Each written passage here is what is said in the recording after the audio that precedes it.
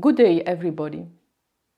Let me begin by expressing my deepest thanks to the Rector, Vice-Rectors, Directors and to the colleagues for the organization of today's conference on inclusive education. Thank you very much for allowing me the honor of being a part of it. For all the members in the consortium, the selection of our Erasmus Plus project was such a thrill of hope. Hope that our mainstream schools will become the critical pathways for students with disabilities to succeed. Hope that inclusive schools would equip them with the skills they need to make a living in the 21st century economy, fueled by information and technology.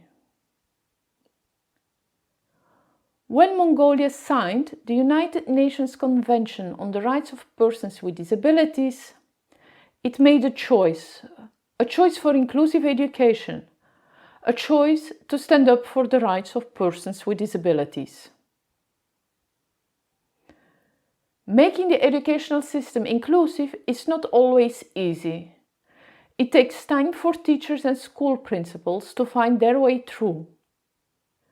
But students with disabilities are the ones that have to overcome the biggest challenges and defeat prejudices. We should never accept students with disabilities to be discriminated against in education.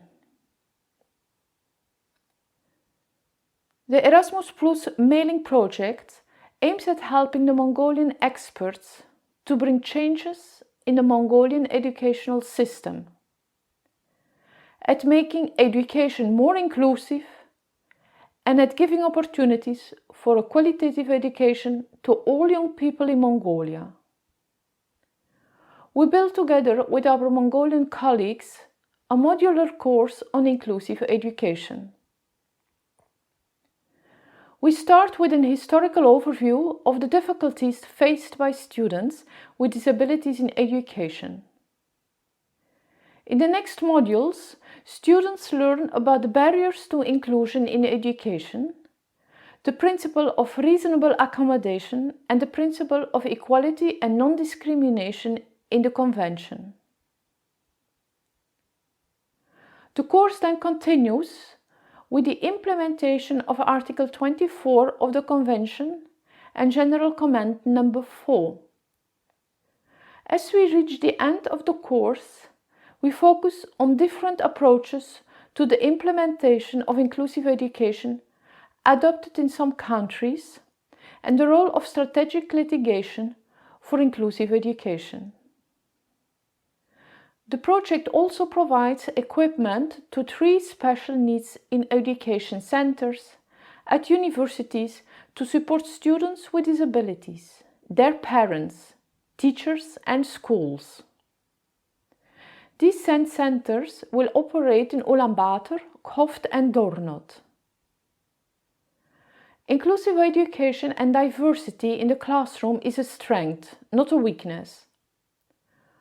Rather than settle for an educational system where families and students with disabilities are left to fend for themselves, we try to build an educational system where all students can succeed. It is the commitment of the educational environment to respect the constitutional provision that all students are equal. This commitment requires changing laws, practices and minds. Each of us has to make that choice. Your event of today is evidence of your commitment to the principle of inclusive education in the United Nations Convention on the Rights of Persons with Disabilities. This is something to celebrate. I wish you all a very productive conference.